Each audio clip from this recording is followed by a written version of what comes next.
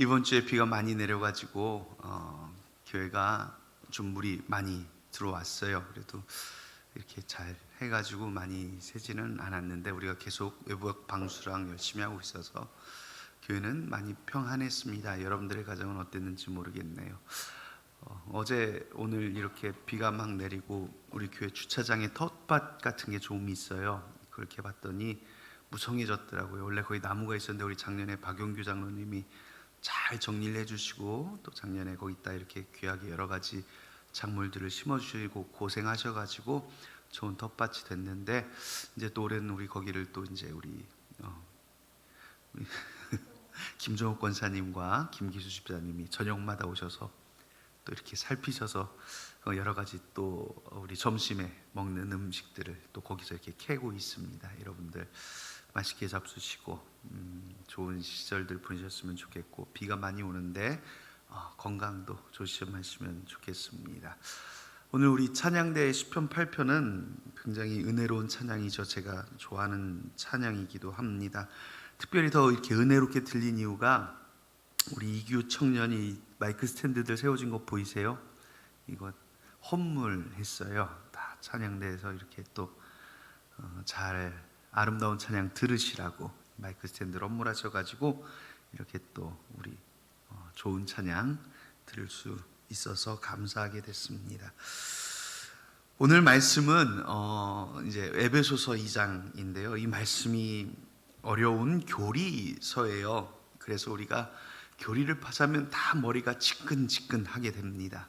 그래서 이게 무슨 말씀인지에 대해서 우리가 전체적으로 이렇게 함께 돌아보는 시간을 가지려고 합니다.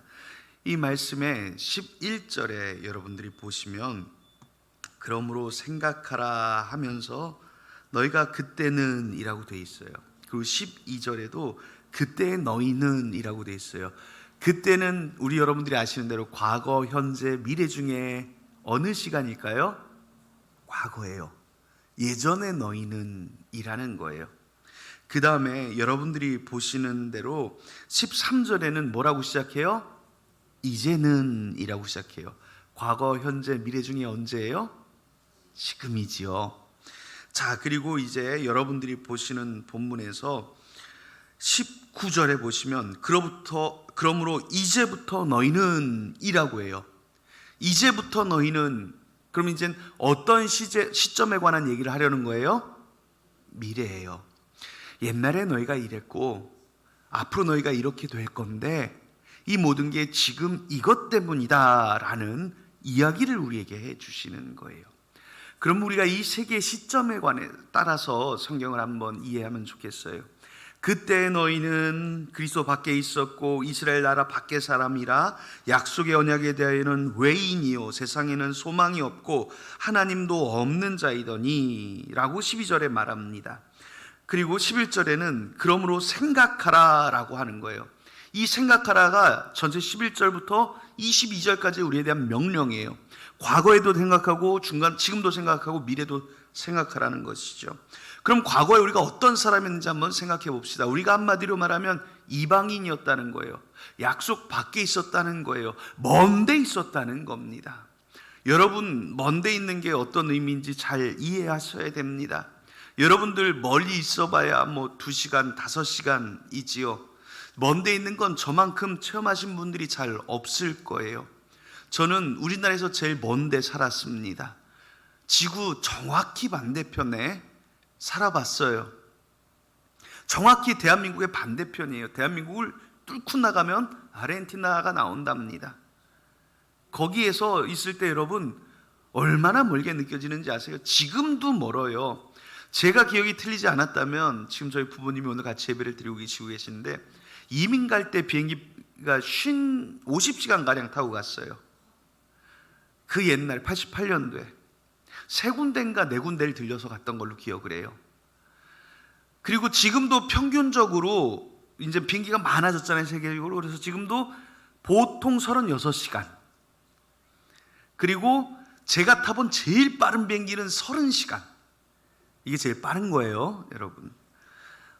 보통 분들 여기서 LA만 가셔도 13시간 가면은 혀를 내두르고 못 하신다고 하는데 거긴 그냥 옆집 수준인 거예요. 36시간 비행기를 타보셔야 예, 비행기 탔다라고 말할 수 있는 정도가 되는 겁니다. 거기 있을 때 얼마나 답답한지 아세요? 한국에 무슨 일이 생겼다 하면 올 수가 없어요. 비행기표 사고 비행기표 타고 뭐하고 오면 2박 3일은 기본 걸립니다. 엄청 멀어요. 그 먼 데 있다는 건 그런 느낌입니다. 모든 일에 제외됩니다. 소외됩니다. 참여할 수가 없어요. 제 어린 기억에 저희 할아버지가 돌아가셨는데 저희 가족들은 아무도 올 수 없었습니다. 저희 아버지만 대표로 멀리 있으니까 갈 수가 없는 거예요. 그게 멀리 있는 사람입니다. 소외된 사람입니다. 이방인인 거예요.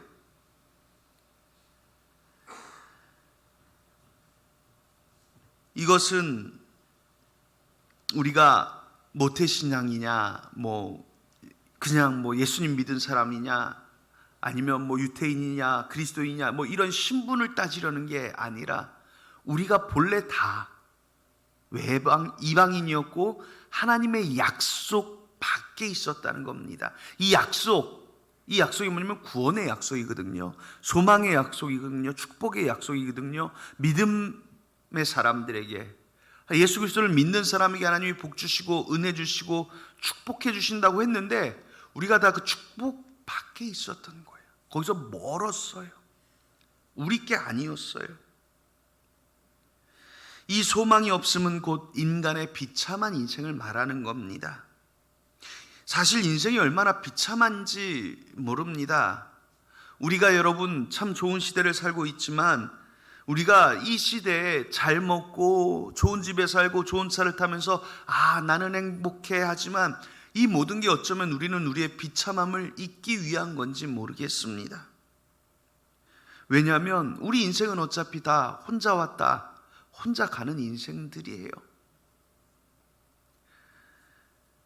자신의 비참함을 잊기 위해서 잘 먹으려고 하고 잘 입으려고 하고 더 좋은 집에 살려고 하는 겁니다. 어제 저희 집안에 한 장례식이 있었습니다. 평생 홀로 외롭게 살아가시다가 자녀들조차 외국에 있어서 임종도 못했고 장례에 참여할 사람이 없어서 결국은 자녀들이 오기를 기다렸다가 어제 하루 만에 염도하고 입관도 하고 발인도 하고 화장까지 하고 하루 만에 장례식까지 다 마쳤습니다. 화장하러 갈 때 장례식을 여러 번 가본 저로서는 걱정이 되더라고요. 우리 지금 관들 사람이 없어요. 화장장에서는 관을 들어서 옮겨야 되잖아요.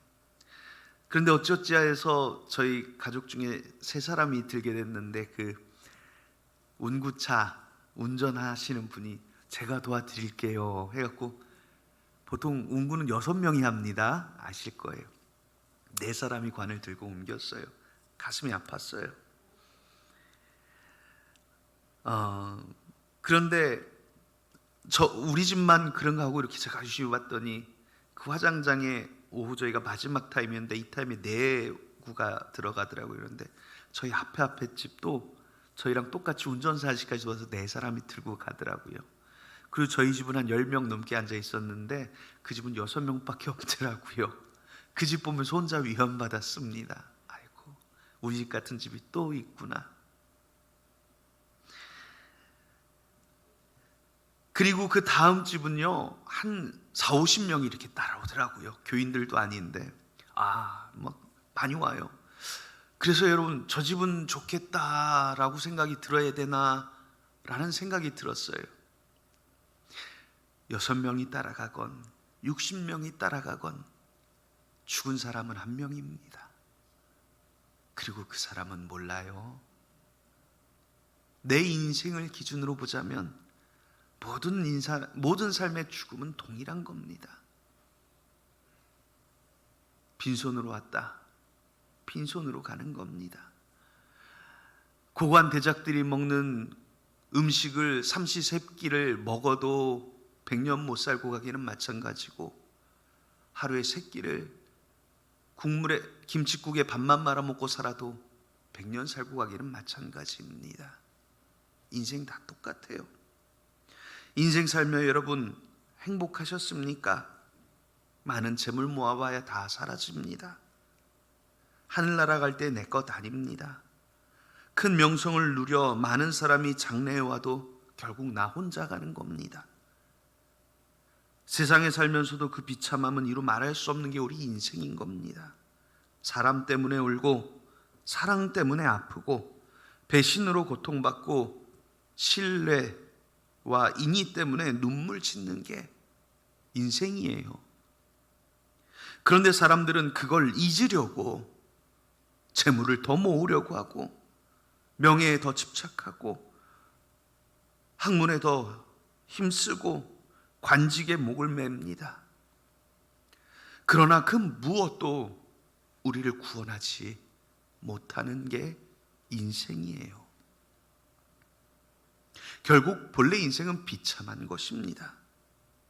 그래서 성경은 우리에게 오늘 본문 11절 첫 번째 명령하게 그겁니다. 그러므로 생각하라. 생각 좀 하라는 겁니다. 그렇게 아둥바둥 살아야, 그렇게 욕심내며 살아야 할 인생이 아니라는 것입니다.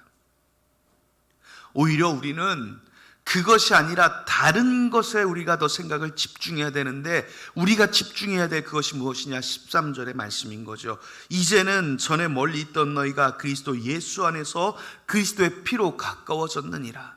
전엔 그랬는데 이제는 그리스도 예수의 피로 가까워진 것입니다. 멀리 있던 너희에게 구원이 멀었고 소망이 멀었고 은혜에서 멀었던 본래 죄된 우리 인생이었는데, 그런 인생에게 하나님은 그리스도 예수로, 예수님의 십자가 보혈로 구원의 기회, 은혜의 기회, 축복받을 기회, 능력받을 기회를 주셨다는 것입니다.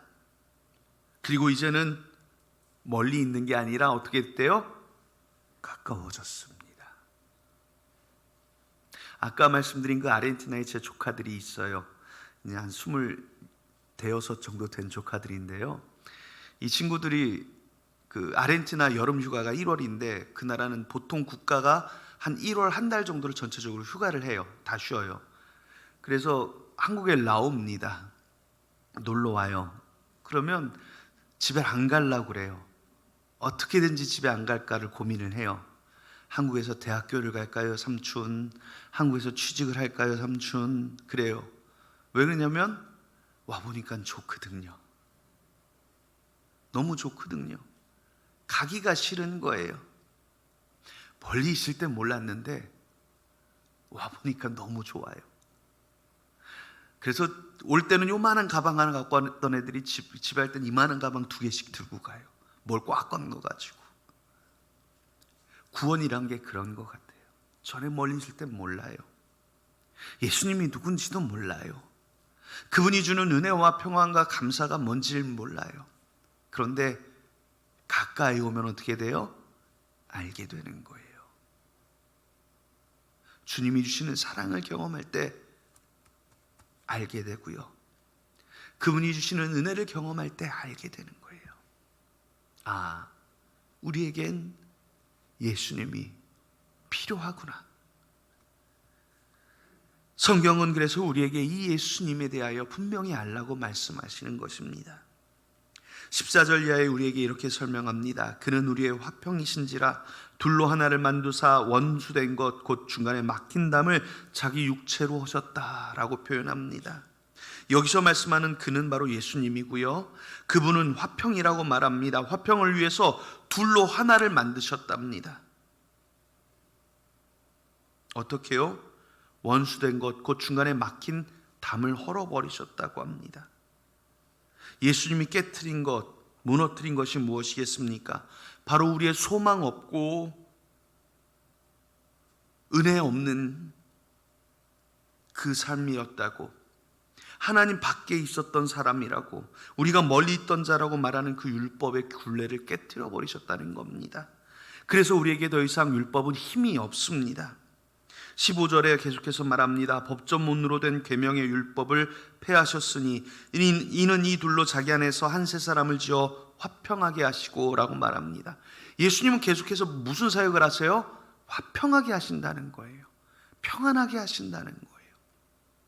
우리 인생 가운데 필요한 게 뭐냐면 바로 이 화평, 평안이에요. 이쪽과 저쪽을 화해시키고 하나 되게 하시고 마음속의 근심과 걱정, 이 세상 것들로부터 찌들어진 이 육신 가운데 하나님이 평안을 주셔야 된다는 거예요. 그래서 우리가 필요한 건 평안이라는 겁니다. 누구로부터 오는? 하나님으로부터 오는 평안. 우리가 그냥 나 혼자 요새 아무 일 없이 평안하니 좋다 하면 슬슬 걱정이 돼요. 이제 또 무슨 일이 혹시 생기는 거 아닌가. 세상에선 좋은 일과 나쁜 일들이 끊임없이 오게 되어 있습니다. 하지만 우리가 그리스도 안에서 평안을 얻게 되면 이 세상이 주는 근심과 걱정도 평안으로 이겨낼 수 있다고 성경은 말하는 것입니다.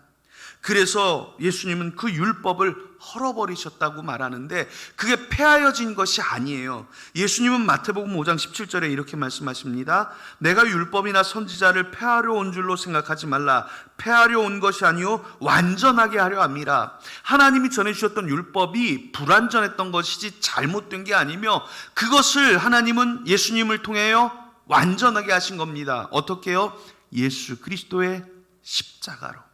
그래서 이 완전해진 율법은 어떻게 효력을 얻습니까? 저와 여러분들이 예수님을 믿는 믿음을 얻으면 그 율법의 효력이 생기는 겁니다. 구원이라는, 은혜라는, 축복이라는 길이 열리는 겁니다. 16절에 이렇게 말씀하시죠. 또 십자가로 이 둘을 한 몸으로 하나님과 화목하게 하려 하심이라. 원수된 것을 십자가로 소멸하시고 라고 말합니다. 성경은 계속해서 예수 그리스도의 사역을 화평에 집중을 하는 것입니다. 본래 이 둘이 하나 되었다는 것입니다. 원래 죄된 우리였고 먼 데 있는 우리였는데 우리도 유대인들과 상관없이 그 십자가로 율법을 완전케 하신 예수님의 은혜로 구원을 얻고 능력을 얻을 자가 되었습니다. 17절 18절에 계속해서 말합니다. 또 오셔서 먼 데 있는 너에게 평안을 전하시고 가까운 데 있는 자들에게 평안을 전하셨으니 이는 그로 말미암아 우리 둘이 한 성령 안에서 아버지께 나아감을 얻게 하려 하심이라. 우리가 한 성령 안에서 아버지께 나아감을 얻게 하십니다. 이 성령 안엔 차별이 없다는 겁니다. 유대인이나 이방인이나 그리스도인이나 유대인이나 비그리스도인이나 그리스도인이나 차이가 없습니다. 우리 모두는 어떤 사람입니까? 19절 20절에 말하는 게 그겁니다. 그러므로 이제부터 너희는 외인도 아니요 나그네도 아니요 오직 성도들과 동일한 시민이요 하나님의 권속이라. 너희는 사도들과 선지자들의 터 위에 세우심을 입은 자라. 그리스도 예수께서 친히 모퉁이 돌이 되셨느니라. 과거에 우리를 생각하고 우리를 구원하신 예수 그리스도를 깊이 생각하는 우리는 이제부터 어떤 사람인지를 생각해야 합니다. 앞을 바라보십시오. 우리가 얻은 삶은 비참의 삶이 아니라는 것입니다. 예수 그리스도로부터 구원받은 삶입니다. 우리는 외인도 아니고 나그네도 아니고 동일한 시민이고 하나님의 권속이라고 말씀합니다. 사랑하는 여러분, 여러분은 하나님의 권속입니다. 하나님께 속한 사람입니다. 예수 그리스도의 피로 구원을 받고 축복과 은혜의 약속을 받은 그 삶을 살기에 전혀 부족함이 없는 사람입니다. 생각하십시오. 잊지 마십시오. 우리가 자격이 필요합니까? 세상 살다 보면 자격증 많이 요구해요. 요새 젊은 친구들 취직하려면 뭔 자격증 어마어마하게 필요하대요. 또 여러 가지 자격이 필요한 게 많이 있습니다. 예를 들면 여러분 쉽게 말하면 어떻게 미국의 시민권을 하나 얻으려도요 많은 자격이 필요합니다. 제가 20년 전에 미국에 잠깐 있을 때 그 집주인 그 가게 하시는 아저씨가 영주권을 따셨는데 엄청난 조건이 필요하더라고요.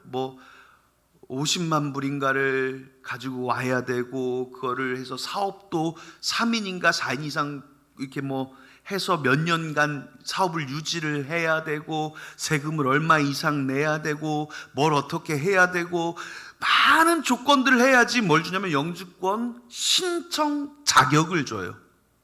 영주권을 주는 게 아니라 신청할 수 있는 기회를 줘요.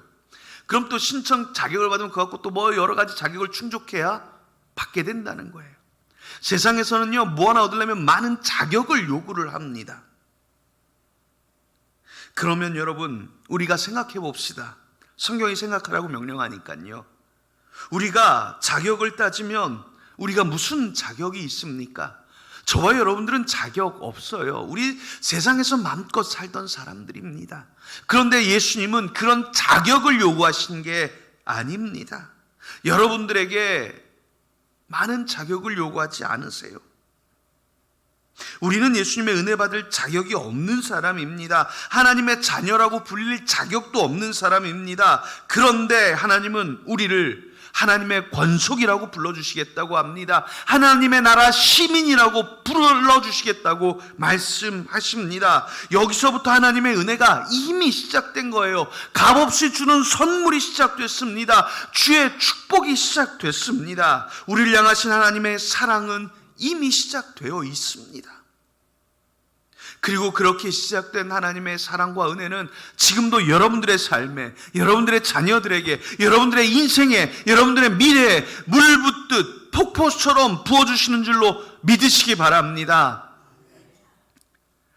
이 불가항력적 은혜라고 우리가 신학적으로 얘기해요. 불가항력적이라는 게 뭐냐면요, 거부할 수 없는 은혜라는 말이에요.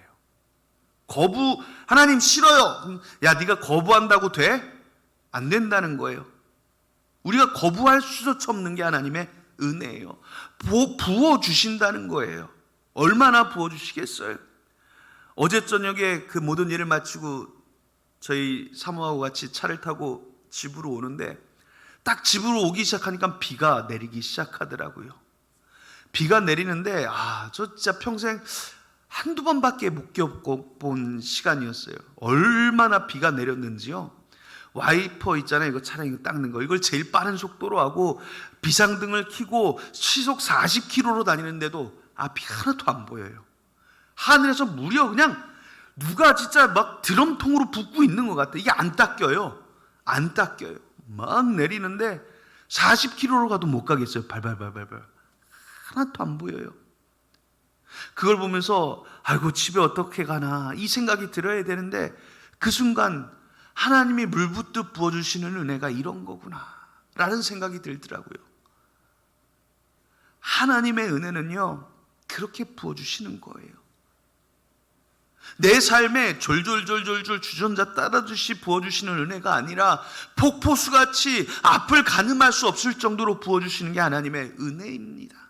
그 은혜를 얻을 자격 없는 우리에게 하나님은 우리가 하나님의 자녀라는 말로, 우리가 하나님의 권속이라는 말로 하나님의 은혜의 유업을 받을 자라고 말씀을 하시는 겁니다. 사랑하는 여러분, 오늘 본문 21절 22절은 그래서 우리에게 말합니다. 그의 안에서 건물마다 서로 연결하여 주 안에서 성전이 되어가고 너희도 성령 안에서 하나님이 거하실 처소가 되기 위하여 그리스도 예수 안에서 함께 지어져 가느니라 말씀합니다. 우리가 이제 그 은혜를 받는 사람이니까 어떻게 돼야 돼요? 하나님의 성전이 되어가야 된다는 겁니다. 내가 교회 건물이 되라는 것이 아니지요.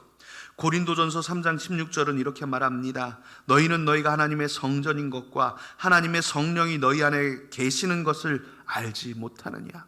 우리가 하나님의 성전이 되어 간다는 것은 우리 안에 성령을 모시고 살아간다는 거예요. 우리 안에 성령을 모신 사람이 성전인 겁니다. 그러면 하나님의 성전이 되어 가시는 사랑하는 여러분의 성도 여러분, 어떻게 살아야겠습니까? 이 안에 성령이 있으니 거룩하게 살아야겠죠. 세상 사람들처럼 살면 안 되겠죠. 너무 당연합니다. 육체의 일을 멀리해야 하는 것입니다. 그러면 우리가 아는 육체의 일이 무엇입니까? 갈라디아서 5장 19절 21절에 말씀합니다. 육체의 일은 분명하니 곧 음행과 더러운 것과 호색과 우상숭배와 주술과 원수 맺는 것과 분쟁과 시기와 분냄과 당짓는 것과 분열함과 이단과 투기와 술취함과 방탕함과 또 그와 같은 것들이라. 전에 너희에게 경계한 것 같이 경계하노니 이런 일들을 하는 자들은 하나님의 나라를 유업으로 받지 못하느니라. 아까는 우리가 자격도 필요 없이 하나님의 시민이 됐고 권속이 됐다고 말했지요. 그러면 하나님의 시민이자 권속으로 우리가 살아 하나님의 유업을 받게 되는데, 이런 육체일을 행하면 그 유업을 받을 수 없다는 겁니다. 우리가 믿음으로 구원을 얻지만 우리의 삶으로 하나님의 유업을 받게 되는데 우리가 그 유업을 받을 수 없다는 겁니다. 이 어떤 사람이겠습니까? 잘 묵상하셔야 됩니다. 그러므로 생각하라. 원수 맺는 것, 분쟁하는 사람, 시기하는 사람, 분내는 사람, 화내는 사람, 당 짓는 사람, 즉 편가르는 사람, 분열시키는 것, 이단, 곧 교회를 오염시키는 것, 투기, 질투하고 화내는 마음, 우리 일상에 우리가 생각하지도 못한 아주 다양한 것들이 숱하게 나타납니다. 이러한 사람들은 하나님의 나라를 유업으로 받지 못합니다. 특별히 성도들은 이런 모습을 버려야 합니다. 더욱 특별히 교회 안에서는 더욱 그러해야 합니다. 성경은 분명하게 말씀합니다. 우리가 하나님의 성전인데 지금도 지어져 가느니라 말씀합니다. 뭐예요? 현재 진행형이에요. 오늘 시제가 다 나왔어요. 과거, 미래, 현재, 그리고 현재 진행형. 지어져 가는 중이에요. 여러분들 하나님 나라 가는 그날까지 하나님의 성전으로 지어져 가는 겁니다. 80세가 되셨던 90세가 되셨던 아직도 지어져 가는 하나님의 성전입니다. 그러면 우리가 이 공사가 계속 되는데 여기에 불순물이 들어가면 안 되잖아요. 콘크리트가 들어가고 시멘트가 들어가고 벽돌이 들어가야 되는데 거기에 쓰레기를 넣으면 안 되잖아요. 그 쓰레기가 육체 일들입니다. 그러면 우리가 잘 지어야 될 콘크리트와 같은, 철근과 같은, 벽돌과 같은 게 뭐예요? 우리가 방금 말씀드린 갈라디아서 5장 19절에서 21절 다음에 22절 23절이 바로 성령의 열매에 관한 이야기입니다. 오직 성령의 열매는 사랑과 희락과 화평과 오래 참음과 자비와 양성과 충성과 온유와 절제이니 이 같은 것을 금지할 법이 없느니라. 그리스도인들의 삶, 하나님의 성전으로 지어져 가는 삶, 하나님의 성령을 가진 사람의 삶은 이와 같은 성령의 열매를 맺어야 하는 것입니다.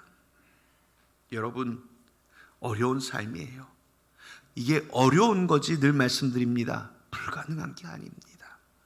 그러므로 우리는 기도로, 말씀으로 하나님 안에 지어져 가는 성전의 삶을 살아야 합니다. 이 육체의 일을 버리고 성령의 열매를 맺는 삶에 대하여 24절 25절 갈라디아서 5장 24절 25절에 이렇게 말합니다. 그리스도 예수 안의 사람은 육체와 함께 그 정욕과 탐심을 십자가에 못 박았느니라. 만일 우리가 성령으로 살면 또한 성령으로 행할지라 말씀합니다. 그리스도 예수의 사람인 사랑하는 성도 여러분, 육체와 함께 그 정욕과 탐심을 십자가에 못 박아 버리십시오. 바울은 갈라디아서 2장 20절에 이렇게 스스로 고백합니다. 내가 그리스도와 함께 십자가에 못 박혔나니 그런즉 이제는 내가 산 것이 아니 오직 내 안에 그리스도께서 사신 것이라. 이제 내가 육체 가운데 사는 것은 나를 사랑하사 나를 위하여 자기 몸을 버리신 하나님의 아들을 믿는 믿음 안에 사는 것이라. 내가 그리스도와 함께 십자가에 못 박혀야 합니다. 나는 날마다 죽노라 고백하는 성경의 말씀처럼 나는 매일 죽어야 합니다. 내 욕심, 매일 내가 살아나니 내 분노가 살고, 매일 내가 살아나니 내 욕심이 살고, 내 분냄이 살고, 내 성질이 살아나고, 내 육체일이 살아나는 겁니다. 나는 십자가에 못 박혀 죽고 내 안에 그리스도가 살아나게 하십시오. 내 안에 성령이 충만하게 하십시오. 그것이 하나님의 아들을 믿는 믿음 안에 사는 것입니다. 믿음은 쉽습니다. 그러나 믿음의 삶을 사는 것은 어렵습니다. 내가 죽는 게 얼마나 어렵습니까? 그러나 그것이 그리스도인의 삶이며 날마다 주 안에서 지어져 가는 성전으로서 사는 것입니다. 오늘 설교를 마치겠습니다. 오늘 본문 11절 시작한 말씀을 기억하세요. 그러므로 생각하라. 생각하며 살아가십시오. 전에 이방인이었던 우리, 죄인이었던 우리가 어떻게 그리스도의 십자가 보혈로 하나님과 가까워졌는지를 늘 생각하십시오.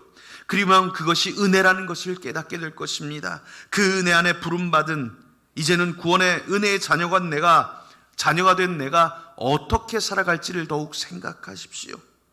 일마다 때마다 그리스도 안에서 그리스도인답게, 집사님답게, 권사님답게, 장로님답게, 하나님의 자녀답게 살아가십시오. 누구에게나 성령의 은혜와 능력을 끼치며 살아가십시오. 진짜 그리스도인으로 살아가는 것, 그것이 곧 그리스도 안에 있는 그리스도인의 삶임을 잊지 말고 오늘도 하나님 안에서 지어져가는 성전으로서 복된 삶을 살게 되기를 예수님의 이름으로 축복합니다. 기도하겠습니다. 하나님, 오늘도 우리가 주의 축복 아래 살아가기를 소망하며 나왔습니다. 믿음은 쉬우나 믿음의 삶은 어렵다 하셨사오나 사랑하는 성도들의 삶을 믿음의 삶으로 이끌어 주사 주의 도우심과 주의 축복으로 나아가 주의 구원받고 주의 능력받고 주의 사랑받는 성도들의 삶이 되게 하여 주시옵소서. 사랑하는 성도들, 믿음으로 나왔사오니 한 사람도 그냥 왔다 그냥 가지 않게 하시고 마음의 소원이 이루어지며 삶의 문제가 해결되며 주의 평강으로 덧입는 이 예배가 되게 하여 주시옵소서. 오늘도 우리 삶에 하늘로서 내리는 폭포수와 같은 은혜로 채워주시기를 간절히 소망하오며 예수님의 이름으로 기도하옵나이다. 아멘.